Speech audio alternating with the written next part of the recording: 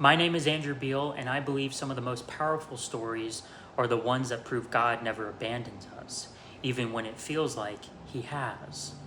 I was born in Tumen, Siberia. At 3 months old, I was surrendered to an orphanage. Just over a year later, I was adopted by an American family and brought to Kansas. Most people would call that a happy ending. For me, it was only the beginning. Soon after arriving in the United States, doctors discovered serious health problems. My childhood became a cycle of hospitals, treatments, and uncertainty.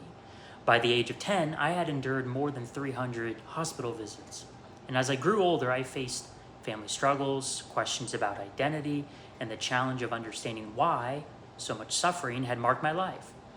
For years, I focused on what I had lost. But as I looked back, I began to see something else. I began to see grace. God's Path is a short film based on my true story. It follows a young man's journey from a Siberian orphanage to America as he searches for belonging, purpose, and hope. Along the way, he discovers that God was present in every chapter of his life, even the chapters that felt broken. This film is deeply Catholic because it speaks to the heart of our faith, that every human life has dignity, that suffering can have meaning, and that redemption is always possible. At its core, God's Path is a story about providence, the realization that God never stopped guiding the journey, even when his presence seemed hidden.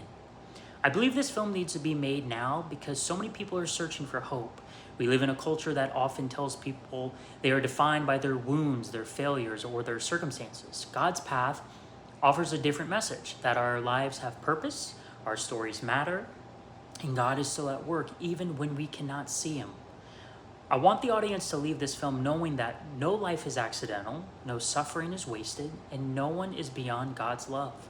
Because if my journey has taught me anything, it is this: God was writing a story long before I could see the page, and that story is worth sharing. Thank you.